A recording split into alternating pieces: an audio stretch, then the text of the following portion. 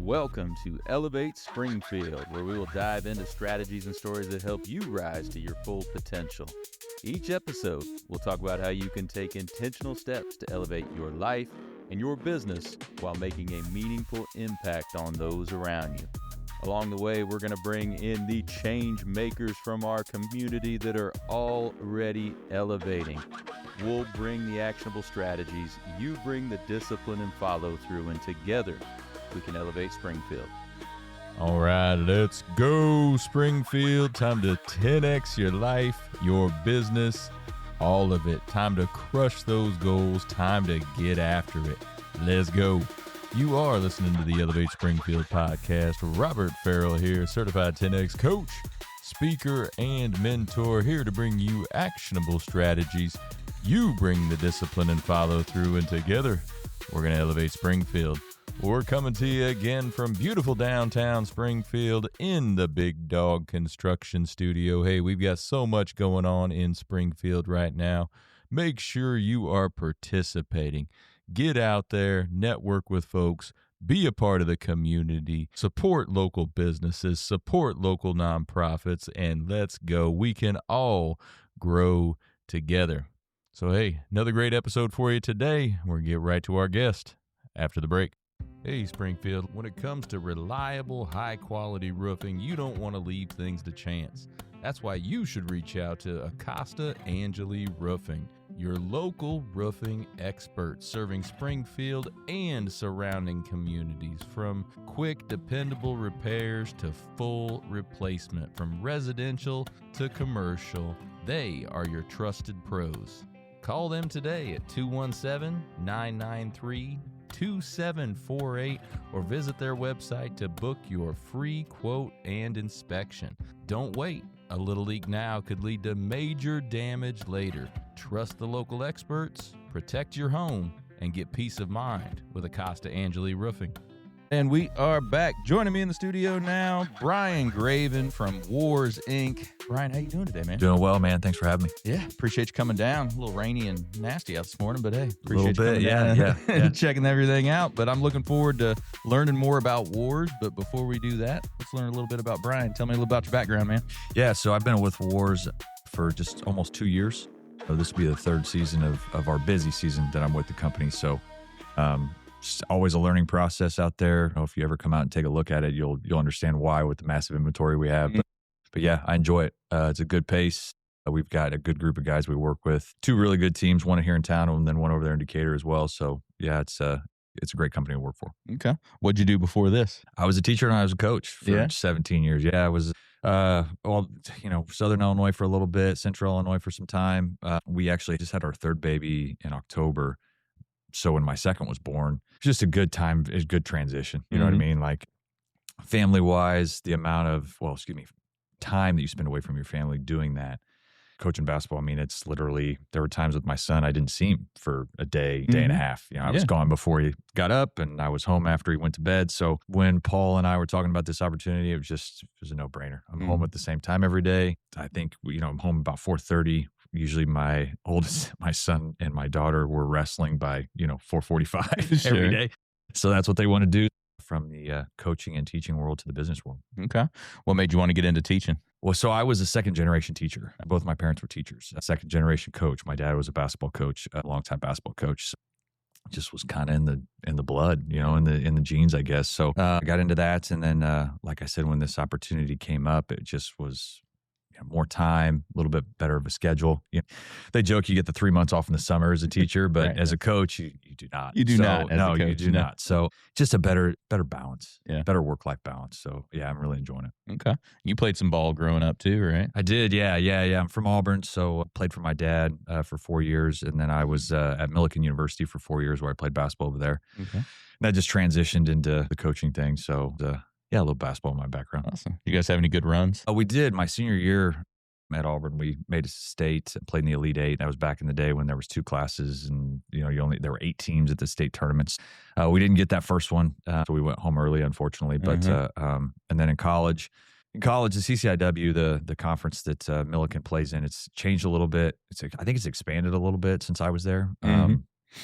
But it was always so tough. I don't think we ever finished better than like maybe fourth. No top threes or no conference championships. Well, the top threes were ranked in the top 10 to 15 in the country every year. Right. A very tough basketball conference. Actually, football, baseball as well. So no great runs in college, but I think some of the adversity I went through basketball actually taught me a lot. So my junior year, I tore my meniscus, couldn't figure out what was wrong with my knee. Doctors bounced around with ideas of what was wrong with it. So I struggled from kind of like Christmas on to try to get back. And the same thing my senior year as well, actually my other knee. I did my LCL, I strained my LCL so bad I might have been better off tearing it. But so my career, I mean, I only played probably 3 full years. So it is what it is, man. Right. You know, like it's kind of teaches you, you know, you can't control things. You can't control everything. Adversity is going to hit you, and like your attitude towards it, how you bounce back from it. Your response says more about you than actually how you handle it in the moment. So no doubt about it. Completely agree there. Yeah. Any main tenets of coaching or teaching that you kind of follow or abide by? Yeah, I mean, your attitude. I was so big on that when I was body language says a lot. You know, that's kind of something I do, you know, carry yourself appropriately. Attitude, you know, you got to show up every day with a good attitude, which is something I now take into the business world. You know? Yeah, absolutely. You deal with people all the time, right? With clients, and how your attitude, what kind of attitude you have kind of reflects the type of person you are, and then whether or not they want to work with you. So, I mean, that's probably the main one, you know. Communication would be one. Any of the guys that would have played for me back in the day would have told you I was huge on a loud gym. So now I've taken that into the business world with constant communication, you know, trying to talk to our clients, trying to make sure, you know, they've got what they need, checking in on them, you know, basically just making sure that if there's any way that I can help, to text message, an email, a phone call, whatever it is, you kind of get a feel for it too. Like some guys like texts, some guys like emails, some guys prefer a phone call. Yep. So yeah, you just got to learn the best way to communicate with them. But taking advantages of everything and anything to communicate with them is huge too. No, absolutely. Any big runs as a coach? So yeah, when I was coaching at Mount Zion, we actually got beat by Springfield Landfair in the sectional championship. I can't remember. I think they went on and they were third place that year or something like that. Yeah, Yakima Rose's team was a team that got us. So that was a fun run. And then we had a couple. When I was at Williamsville, we had some good teams, won a regional there. When I was at South County, out west of town here, my last year there, we actually got beat by West Central in the regional championship. We had 25 wins, couldn't get out of the regional, and I mean, rightfully so. The team that beat us ended up going and winning the state championship. Oh, okay. So I don't know if I've had any great runs, but we've been beaten by some good teams. There you go. Now, South County, for those who don't know, that's what Franklin, Waverly. No other schools. Alexander's in that district. They actually co-op a little bit for football, baseball with New Berlin too. Mm-hmm. Yeah. Okay. Very cool. So you made the transition over to Woares. Tell us a little bit about Woares. Woares is a 6th generation company. And whenever I'm at the networking group meetings and I say we're a 6th generation company, everybody looks at me like I've got it wrong, and it's not wrong. So it is a 6th generation company. I'm surprised too, and I didn't realize it was that long. I went on your website and looked around. Oh, man, 6th generation. Yeah. I guess 1852, I believe, is the year, and then was a brick manufacturing company. Moved to building supplies, so Woares Builder Supplies, and then Woares Inc. in 2014 when Mark and Paul bought it. So Paul actually launched the landscape division in 2010, started over in Decatur. Then when they moved over here in Springfield in 2015, Paul then brought that over here as well. So we do have that in both yards, which that's my main niche over there in the company. But that the hardscape section that we have, or the landscaping, boulders, outcropping, whatever you want to call it. Whenever I say hardscape at those meetings too, people are like, "What the heck is hardscape?" Right. So that's my main niche in the company. Mason is our big part of the business. Masonry work, brick, standard CMUs, things like that. But the hardscapes do make up a good portion of the company as well. So that original brick making company, was that in Decatur? Yeah, it was. Yeah, they're originally in Decatur. They moved to the new location. I can't remember what year they moved there. I think it was in like the 1950s when they moved over to the new location. So they fired them there in Decatur, put them on the railroad, shipped them where they needed to go, and then eventually I think maybe the clay deposits ran out or something like that, and then from there they just went to distribution. Okay, all right, so cool. Yeah, I didn't realize that history of the company, that part of the company. I've known of what you guys do more recently, but I didn't realize that's what started the whole thing. Yeah, and I mean, if you look at the website, it's almost you go to woares.com, and you see the timeline or the history of the company. It's surprising, I guess, or shocking, or however you want to describe it. It's a very cool history of the company. No doubt about it. So are your clients primarily contractors or individuals trying to do some work? A little bit of both. Yeah. Yeah. I mean, we do deal with a lot of hardscape contractors or landscaping companies in the Springfield area. I will say here in the last 2 years, we've really started to move west, going as far as Quincy. I mean, we shipped a couple jobs to Missouri last year. Oh, wow. I know Decatur shipped a couple jobs to Indy, as far as Indianapolis. So with contractor wise, yeah, it is contractors, but I just had a homeowner come in yesterday and I walked him through the process of doing some, decorative gravel and some edging and things like that. So it's kind of a mix, and we also do have contractors that will send their customers in to pick product out, look at product. Our website gives you a general idea of what we have, but you really need to come out and take a look. The constant thing we hear from homeowners when they come out is like, well, we thought we knew what we wanted until we saw everything. We saw everything that was available. Exactly. So yeah, it's just a mix of both. I would say it's more contractors, but there are some homeowners that come out. Okay. Well, walk me through that client that came in, that homeowner. What kind of process do you go through with them when you're talking about that landscaping project? What do you do? Yeah. So, I mean, I start with a lot of questions. What's the project? What are you looking to do? From there, start kind of walking them through that process. If they don't have colors in mind or colors picked out, try to pull those colors out of them. What color's the house, colors shutters, what color's the front door, what color's your fascia, all that stuff. So then that way, when you're going to design, I feel like the softscapes, the flowers, anything that opens up those hardscapes, it's the same thing the contractor's going to ask them. Then point out, hey, we do this edging stone, it's going to pull this out of the siding. We do this decorative gravel, it's going to pull this out of your masonry work, whatever. So I let them lead the conversation, obviously, try to get a feel for where they want to go. But yeah, questions is how you start. Okay. So in terms of like the landscaping side and all of it, do you ever go out and do the work, or are you only a supplier? Just a supplier. Okay, I just wanted to make sure I was clear on that. No back-breaking work. Yeah, Right. No, yeah, we do deliver. I mean, Right. That's the one thing I will say that I think we kind of have an advantage on maybe other companies, in other places, is that we will deliver. So we've got 2 trucks, Moffat's on the back. We'll get it as close as we can to their project. And like I said, I mean, we deliver to Quincy. We go as far west as Missouri, as far east as Indiana, north Peoria, Bloomington. We go north quite a ways, south as well. That kind of gives us an advantage. But no, I'm not going anywhere to install edging. I didn't think you guys were, but I just want to make sure I was clear on that. No. I installed the edging at my own house. Yeah, but that's the extent of that. There you go. Yeah. So all that giant inventory that you have out there, dig in a little bit more on that. Where do you guys source your stone from? What kind of stuff you got out there? So natural stone wise, Arkansas, Missouri, as far east as Pennsylvania. I just did a trip to Halquist Stone up in Wisconsin. We source it from literally all over the country. Concrete products, Teco, Belgard. Concrete products, when I say that, don't think poured concrete, think pavers, edging stones, things like that.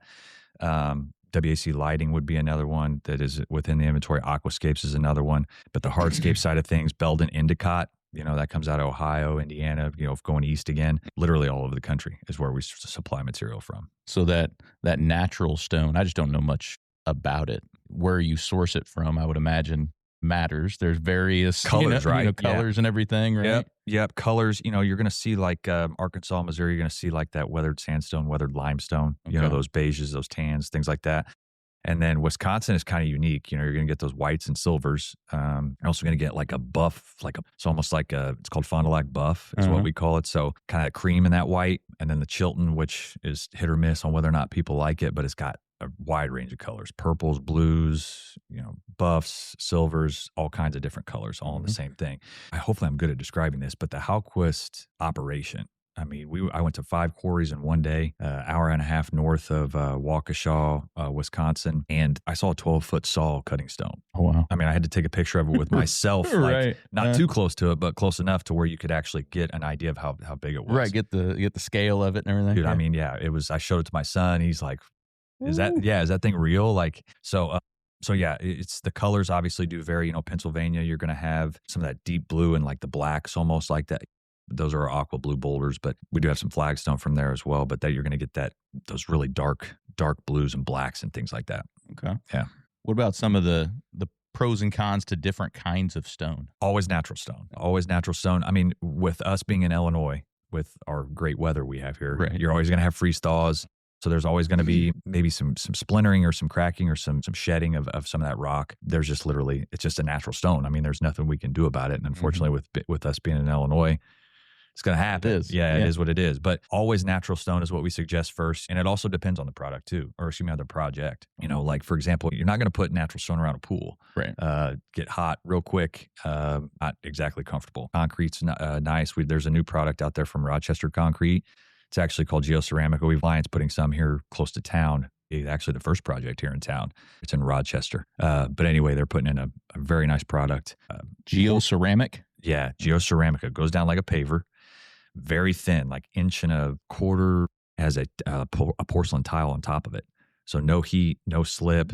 Yeah, it's great. It's slick. I mean, very kind of a modern look, but not over the top like Chicago. Of course, I say that this is the first project in our area with that product for sure, but they've been using it for years in Chicago. Train depots. It's non-slip, doesn't have any heat that gets in there. So train depots, bus depots, things like that. So commercial grade, residential grade, both. You can use it for either, but yeah, that would be the only time you don't really do that, but use natural stone. But other than that, concrete products, that's always okay in our climate, but natural stone edging, things like that. Just really, it always depends on the project, and people are like, oh, well, we can't afford natural stone. You can afford natural stone. When you see some of the things that we have out there, I would say we always keep our pencils sharp to make sure that our prices are very competitive. Natural stone's never outside somebody's budget unless you just, want to make sure that you have your heart set on concrete. Right. Yeah. Because there's a little more maintenance with natural stone. Oh, sure. Yeah. Sure. Yeah. Okay. What are some of the most unique colors in the natural stone world? Those aqua blue boulders that we have from Pennsylvania are very unique. Very dense, heavy stone. Just the color hues in it: dark blacks, dark blues. But then out of nowhere, you might get like a white or like a purple hint just in a small portion of it. The Chilton outcropping Chilton stone that we have from Wisconsin is very unique. Like I said, it's so unique. I feel like it's a love-hate relationship. Either people love it or they don't want it at all. It's got just such a wide variety of colors between the silvers and the purples and blues. And, there's some outcropping that we're going to send up to Bloomington for a commercial job. And it's Chilton, but it's like, it's grays and like blacks. And then there's a Chilton piece sitting right next to it. And it has grays, blacks, purples, pinks, buffs. I mean, it's just, it's natural. So it all depends on how it comes out of the ground. When they pull it out of the ground and they send it to us, it is what it is. Right. However they pull it out of there is what you're going to get. Oh, that's so cool. Though. Yeah. Yeah. So with your work with contractors and landscape companies, do you act as somewhat of an advisor on some of those projects when they come in, or do they pretty much come in and say, hey, this is what I'm doing. I'll take this.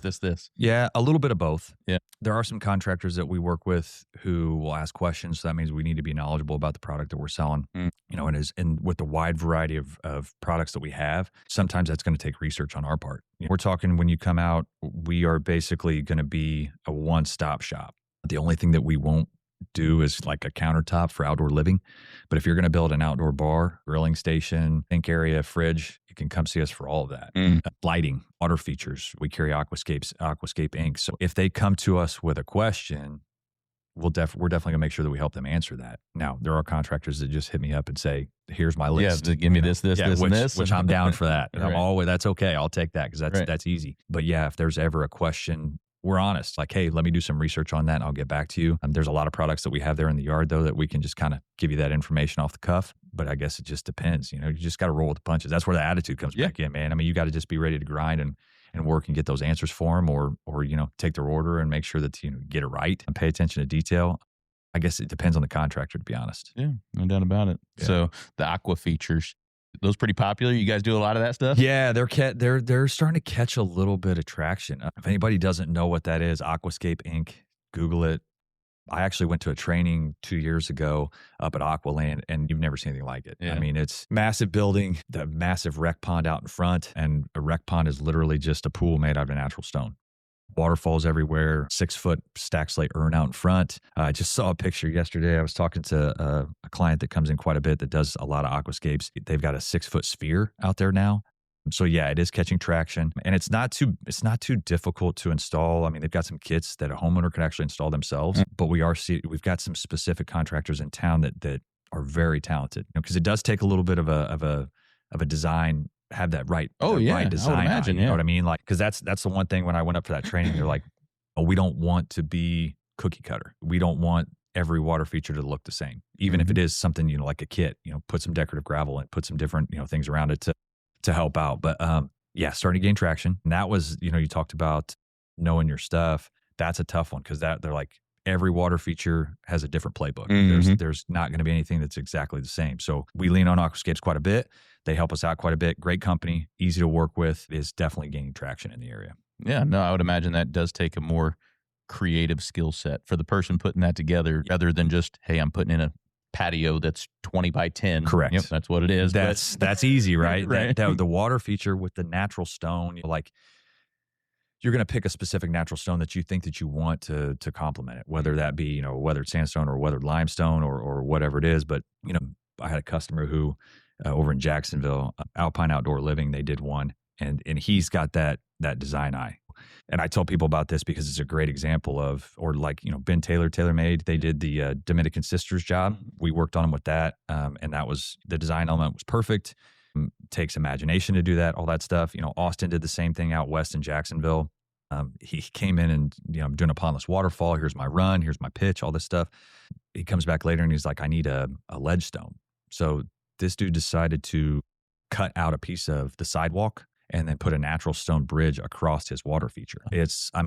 Search that, find it on Instagram. It's legit. It's one of the cooler things I've ever seen done with that. So that's what I'm saying though. Like those are gaining traction in town and even in surrounding areas as well. But the design element of those is very, not a challenge might be the word to use. You've got to have an open mind. Yeah. They turn out so cool too. When I know, done right. they do. They're just so awesome. That one that Ben did, or, Knob Hill did the Horseman project. That's an Aquascape water feature as well. You've got to be able to have that eye. So with some guys, I've kind of pitched it to them and, telling them, hey, this is something you could add to your bid, to your water. Water feature is very easy to throw in if there's plenty of different options. Kind of deters them a little bit. They're like, we just don't have, that's what I hear. We don't have the design eye. Right. Because it's got to look natural. You don't want it to look cookie cutter, like I said. You don't want it to look like you pulled it out of a box. Yeah, you don't want this manufactured thing that you just pulled out of a box in the yard. You could buy that off Amazon. Yeah, you don't want to just throw that in your backyard. So there is a little bit of touch that it's going to take. Yeah.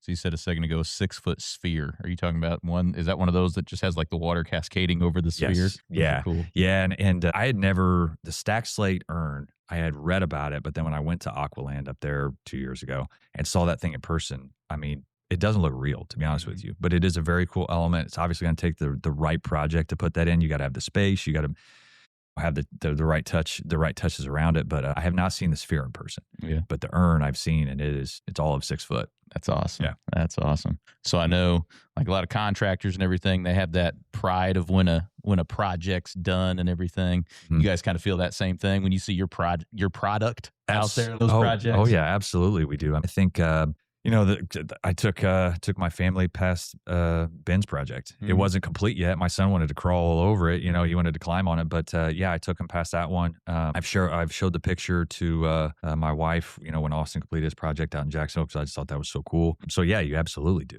You know what I mean? And at the same time too, like we talked about checking in with customers and staying organized. We have customer call sheets. I keep track of all that stuff when I've talked to them last, text messages, emails, whatever it is. What we discussed. So then that way I can stay on top of it. But that relationship, it's almost like you take pride in it because you did have a small hand in it, but those guys are friends too.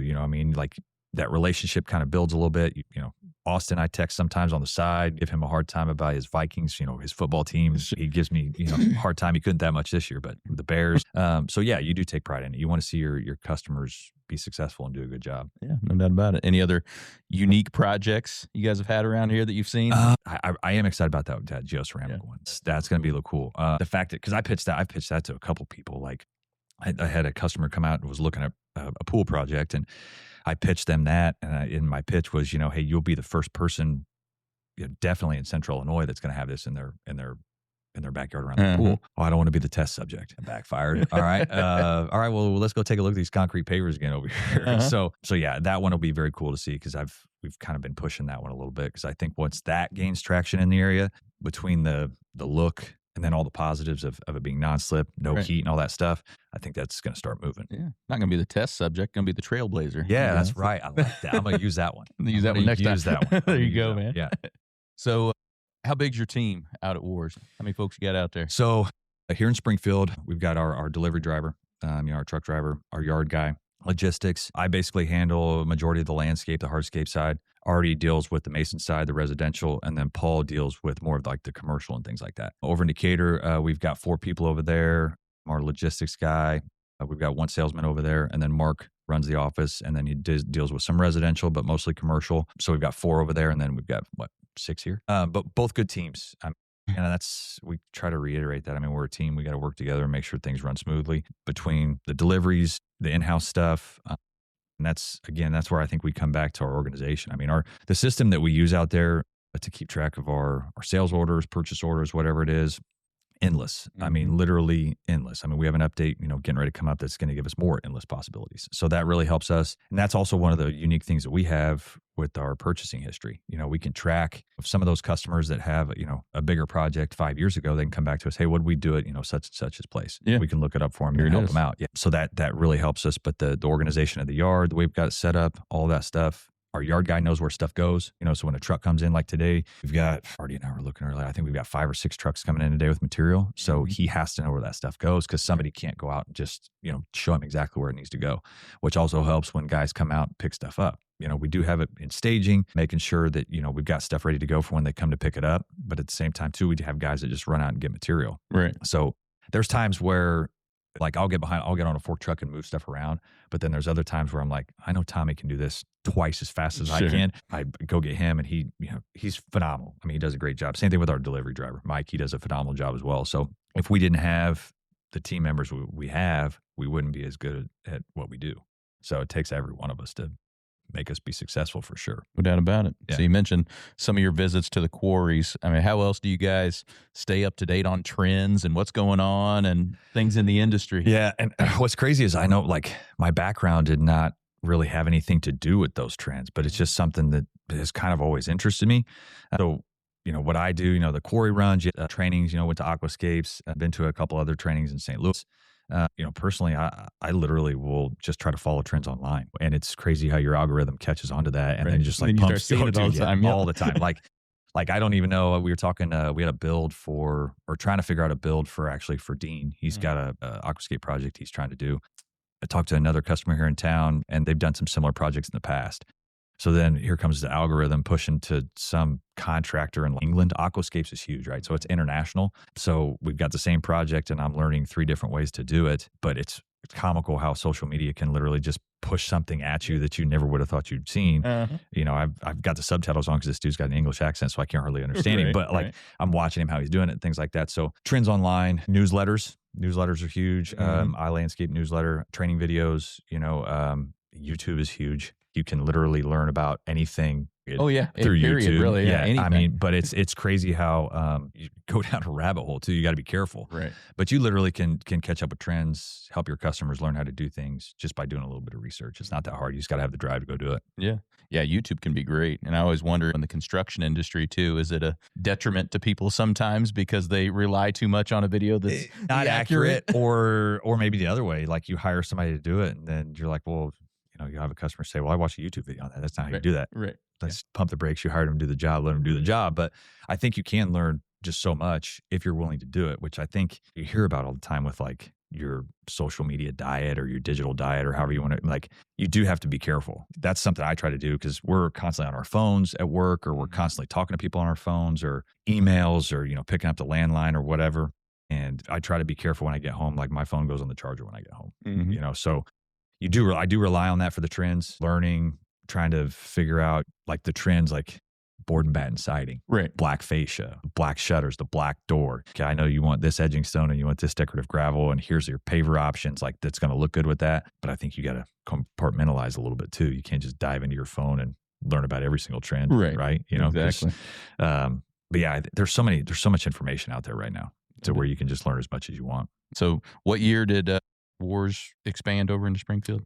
2015. The thought process behind that, just deciding to get into a bigger market? Yeah, well, I think Paul came back to the company in the mid-2000s, early 2000s, launched the landscape division in 2010. I think they just got to the point to where him and Mark bought the company in 2014. I think it was just time to expand. Right. The location that we're at out there on Peerless Mine Road, I don't know the background on the history on how they exactly came to realize that it was for sale, but it used to be a Midwest block and brick company. So they would actually manufacture concrete block there. We don't do that. Right. But that's what that used to be. So when that came up for sale, it was just an easy transition. And I think too, our locations are very good locations for a couple reasons. One, Decatur can service Champaign and the surrounding areas, then get to Indiana relatively easily. Yeah. For us, we can go, like I said, we go Bloomington, Peoria. We can run down towards St. Louis. Yeah, you can hit that St. Louis market. Correct. Mm-hmm. Yeah, we can hop on 72 and go west to Quincy. So I think just the locations of them are ideal. So I'm not going to speak for Mark and Paul. I would assume that's probably had something to do with it. Yeah, I would imagine. So as we start to branch out a little bit and get further into different directions, having the locations close enough to where we can transfer material back and forth, but far enough away to where we can service different areas is huge. Sure. So, Bryon, we've talked a lot of business stuff. Let's switch over to the personal side. What are some ways you elevate your life personally? I think, number one, I try to take care of myself. Workouts, it's nothing crazy, just something to make sure that I can honestly keep up with my kids. And then at the same time, to feel good when I get up and go to work. I've got to definitely have the right attitude, like I said earlier, coming to work. And if you just don't feel well about yourself or don't feel good about yourself, I don't feel like you can do that. And it's not like I'm going to the gym for 45 minutes. I've got 3 little kids. There's no way I can afford to do that. Literally just doing it at home. My wife and I try to do a very good job with our meals, taking care of ourselves through eating correctly. Huge. Yeah, I mean, if you put crappy gas in your car, it's not going to run very well. I mean, we're no different, right? So we try to pay attention to that. Kids are not finicky eaters, which helps. There are some things that they just won't touch. Like my son will not touch salad, which I think is hilarious because we all, the rest of us all love salad. Yeah. So, we just try to do it that way. A lot of family time. I think compartmentalizing, getting out of that work mode. And like I said, putting my phone on the charger and walking away from it for, whether it be an hour or whatever it is, 2 hours or whatever it is, just getting away from that and just being with them, being with family. And we kind of keep our circle tight and small. Yeah. We're not ones to go out quite, go out a lot. My wife gives me a hard time. Like I'm kind of a homebody, which I don't mind. But yeah, just those are the things that I would do to help then on the business side. Family, staying grounded, eating right, taking care of myself. That's about it, man. What it's about, man. You ever hit the court anymore out there dunking on folks? Oh, retired, man. Retired. It's funny because people ask me that and then ask if I want to go play pickup. And I did it for a little bit, when I was still coaching, and I ended up rolling my ankle so bad. Yeah. That was that. I mean, my knees, hopefully my kids don't get my knees and my ankles because constant rolled ankles, constant knee problems whenever I was playing. I rolled it. I don't remember how old I was, but rolled it. And then it was like into May. So if anybody's familiar with high school basketball, for June is like another season. Right. So, I mean, there was a year, that Good Mount Zion team we had, we played like 30 games in June. Oh, wow. I mean, because you play multiple games in a day, right? Well, then on top of that, I would try to stay involved in the community. We had camps, we had an academy. So I literally had camp for 3 or 4 days, and then I had academy for 4 weeks, like 2 or 3 days a week. And then on top of that, doing golf outings and things like that to just stay within the community. And here I am walking around with a fat ankle for 4 or 5 weeks. So no, I don't hoop anymore. I'm good. I don't have any desire to. Retired. Yeah, unless you want to count my son and my middle daughter and I playing on the Little Tykes hoop. Right, You can count that, there I you guess. go. But there you go. But no, I mean, I get the competitive drive taken care of by golfing. Got my son involved. Not trying to give him a shout out to him, but I take him to Brook Hills all the time. They're good with it too. They love it. They know who he is. When we come back in the clubwehouse, he used to love his Snickers, but now it's Twix because he figured out he gets 2 he gets bars 2, of Twix. 2 for 1 deal there. He's smart. He's smart. Took my daughter a week or 2 ago. So I took them both with my brother and one of his buddies. And that was, to put it nicely, that was an experience. Yeah. That was an experience. But it was fun. It was fun. We had a good time. But no, I don't got no drive, dude. Right. I'm good. Well, Bryon, so much great stuff today. I always like to close with these last couple of things. Let's give the audience a piece of advice, one on the personal side, one on the professional side, to help them elevate their life or business. Let's start with the least important, your professional one. Organization and communication. You literally cannot be organized enough, I feel like. Now, at the same time, too, I say that I'm not perfect by any means. And there's going to be no perfect system either. I think you have to find the system that works best for you. And if that means trial and error, because you're going to make mistakes no matter what. So being as organized as possible, I think is huge. And then the communication side of things, it always makes me laugh how when we were kids, your communication was walking to somebody's house and knocking on their doors Right. and, hey, which I saw something the other day, how funny it is that in the 80s and 90s or early 2000s or whatever, you literally would just show up to somebody's house and be like, hey, you want to go do this? Yeah, exactly. Which now That's is what we like, did. which Yeah, we would now, never do that now. No, heck no. No, you're going to text somebody before you come over just Right. to like see how they're doing or whatever. But Right. it's funny to me how there are so many forms of communication now and people don't utilize them. You know what I mean? Like I said, I mean, with our customers, you get a feel for one, who wants to talk on the phone and who doesn't, who wants to text and who doesn't, Right. who wants to email and who doesn't. But then making sure that you either make a mental note of that or update your customer call list to keep track of that, and then making sure that you know what you talked about last time. Right. Jotting a note down, whatever it is, whether it's a sales order number, a price quote number, pricing, hey, we priced this, or they're looking for this, or whether it's just something as simple as, hey, I checked in with them. I mean, that's what we do, and that's what works for us. I think Paul's mentioned to me before how my customer call list is very detailed. That's just the way that I work. Like, I just have to write that stuff down, Right. And I do the same thing with a to-do list.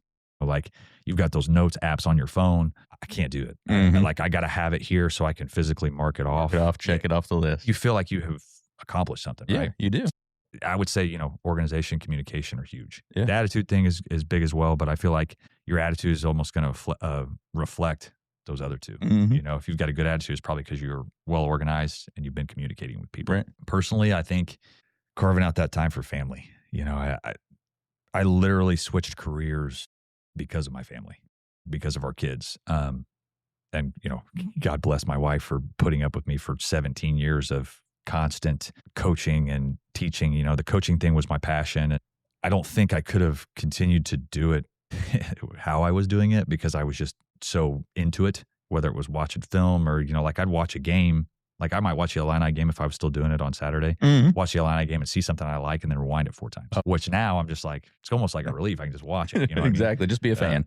So carving out that time for family is huge, getting away from your phone, however that is, putting on your charger, turning it off, whatever, and just finding things to do with your family that you can enjoy.